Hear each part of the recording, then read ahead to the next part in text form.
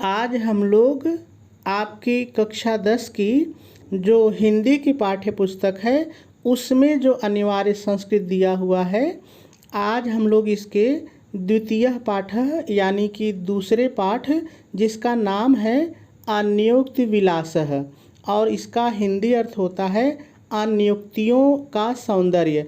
देखिए अनियोक्ति का मतलब क्या होता है, ज़रा सा समझ लीजिए। देखिए अनियोक्ति का मतलब ये होता है कि जब हम बात किसी दूसरे की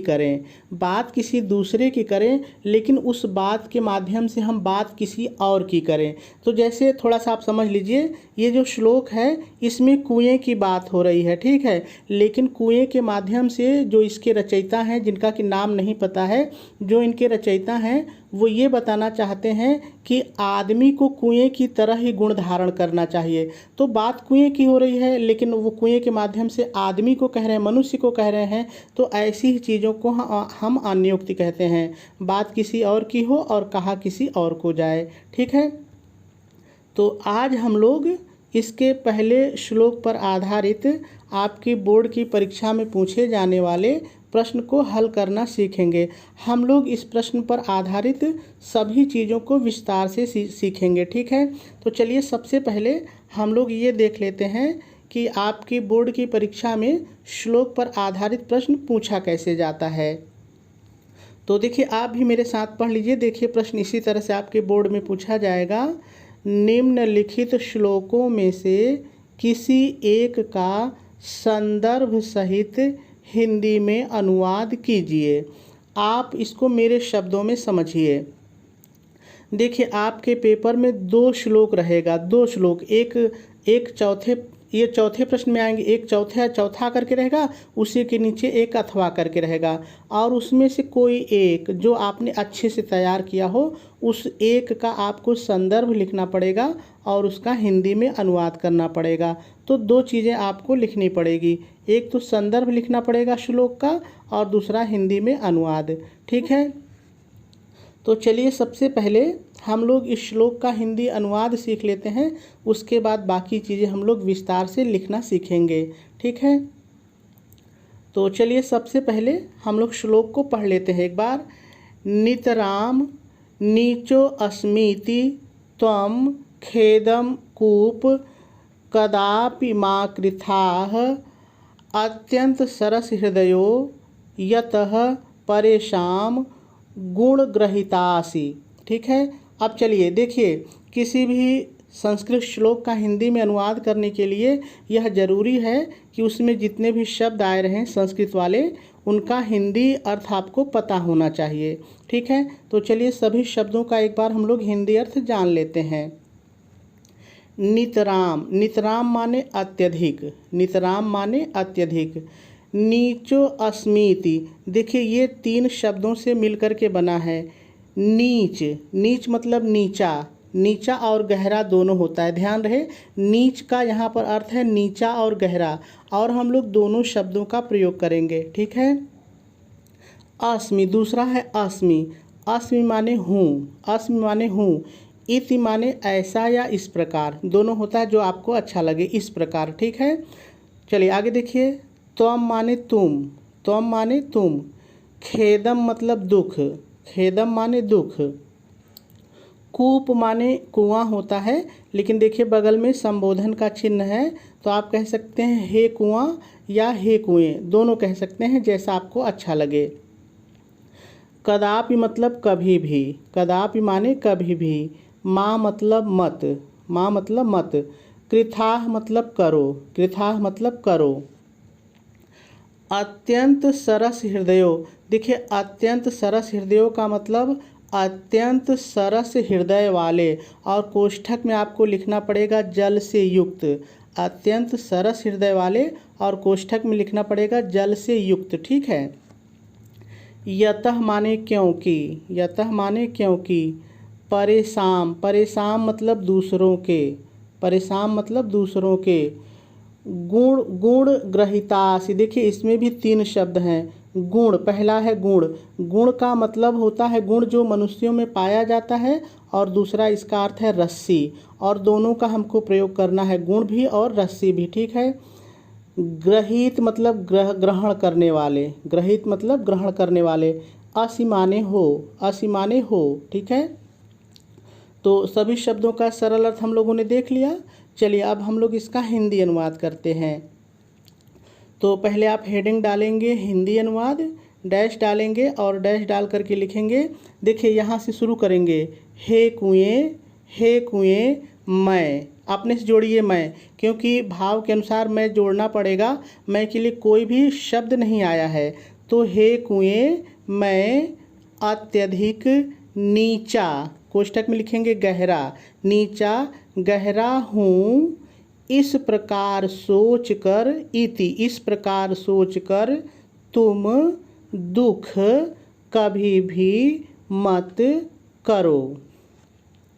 क्योंकि, इसको पहले लीजिए, क्योंकि तुम, अपने जोड़िए, तुम अत्यंत सरस हृदय वाले, कोष्ठक में लिखेंगे जल से युक्त, अत्यंत सरस हृदय वाले, कोष्ठक में लिखेंगे जल से युक्त हो, और दूसरों के गुणों, गुणों कोष्ठक में लिखेंगे रस्सियों, गुणों रस्सियों को ग्रहण करने वाले हो। ठीक है, पूर्ण विराम लगा देंगे और आपका अनुवाद पूरा हो जाएगा।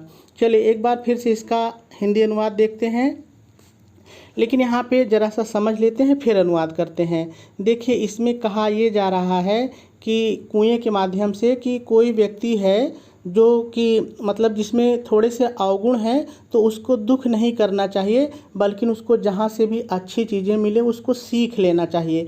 जैसे जो कुआं होता है उसका पानी बहुत नीचे होता है, लेकिन उसके अंदर जो रस्सी जाती है वो उसको ग्रहण कर लेता है। उसी तरह मनुष्यों को जहाँ गुण मिले, किसी के साथ कोई अच्छी बात मिले, उसको ग्रहण कर लेना चाहिए। यही बात इसमें कही जा रही है। ठीक है, तो चलिए फिर से अनुवाद देखते हैं। आप हेडिंग डालेंगे हिंदी अनुवाद और डैश डाल करके लिखेंगे, हे कुएं मैं अत्यधिक नीचा, कोष्ठक में लिखेंगे गहरा हूँ, इस प्रकार सोचकर तुम दुख कभी भी मत करो।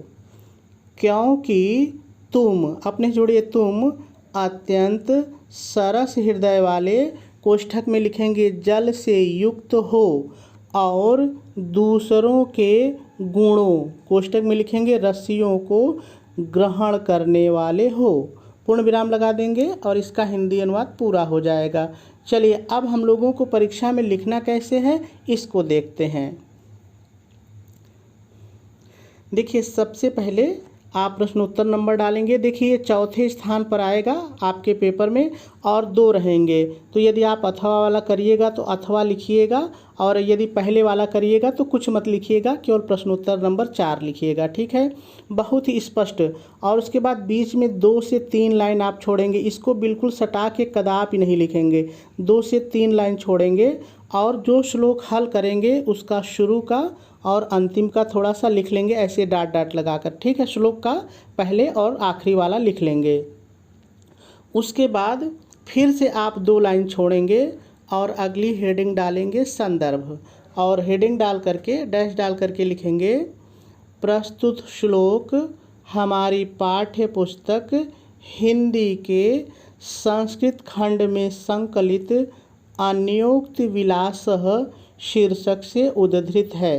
क्योंकि अनिवार्य संस्कृत के जो पाठ हैं इसमें लेखक का नाम नहीं है, तो लेखक का नाम आपको नहीं लिखना है, आपका संदर्भ पूरा हो जाएगा। ठीक है, देखिए आपके प्रश्न में केवल संदर्भ और अनुवाद था, लेकिन फिर भी आप प्रसंग भी लिख दीजिएगा, कोई दिक्कत नहीं है। ठीक है, और एक चीज़ ध्यान आपको रखना है कि किताब का नाम और शीर्षक का नाम आप सिंगल इन्वर्टेड कामा में लिखेंगे और काले रंग की पेन से हाईलाइट कर देंगे। ठीक है, तो आपका जो संदर्भ है वो देखने में अच्छा लगेगा। चलिए अब अगली हेडिंग डालेंगे प्रसंग, और डैश डाल करके लिखेंगे, प्रस्तुत श्लोक में अपने अवगुणों पर दुखी न होने तथा दूसरे के गुणों को ग्रहण करने को श्रेष्ठ बताया गया है। पूर्ण विराम लगा देंगे और आपका प्रसंग पूरा हो जाएगा। अब आपके मन में एक बात आ रही होगी कि सर वहाँ तो संदर्भ है तो प्रसंग क्यों लिखें। तो देखिए, यदि आप संदर्भ ही लिखना चाहते हैं, आपकी इच्छा नहीं है प्रसंग लिखने की, तब भी ये चीज़ें आपको इसके साथ जोड़नी ही पड़ेगी। तो इससे अच्छा है कि आप इसको अलग अलग लिख दीजिए, ठीक है। नहीं तो आप दोनों जोड़ करके केवल हेडिंग डालिए संदर्भ, और इसको मत डालिए और बाकी इसके आगे ऐड करके लिख दीजिए, ठीक है, जैसा आपको अच्छा लगे। संदर्भ हो गया, प्रसंग हो गया। चलिए अब अनुवाद करते हैं। देखिए, अनुवाद में मैंने जैसे आपको बताया है वैसे ही सेम लिख दिया है। पहले आप हेडिंग डालेंगे, फिर 2 से 3 लाइन छोड़ेंगे, प्रसंग के बाद फिर 2 से 3 लाइन छोड़ेंगे और हेडिंग डालेंगे हिंदी में अनुवाद। देखिए, आपके बोर्ड के पेपर में आपको ABC 3 कापियाँ कम से कम मिलती हैं, तो आपको पन्ना नहीं बचाना है, ठीक ठाक दूरी बना करके ही लिखना है, लेकिन बहुत ज़्यादा दूरी नहीं बनानी, जितना कि आपकी कापी अच्छी लगे देखने में, ठीक है। तो हिंदी में अनुवाद आप हेडिंग डालेंगे और डैश डाल करके लिखेंगे, हे कुएं मैं नीचा कोष्ठक में गहरा हूँ, इस प्रकार सोचकर तुम दुख कभी भी मत करो, क्योंकि तुम तो अत्यंत सरस हृदय वाले, कोष्ठक में लिखेंगे जल से युक्त हो, और दूसरे के गुणों, कोष्ठक में लिखेंगे रस्सियों को ग्रहण करने वाले हो, पूर्ण विराम लगा देंगे और इसका अनुवाद भी पूरा हो जाएगा। तो मेरे ख्याल से बात आपको कुछ न कुछ ज़रूर समझ में आई होगी।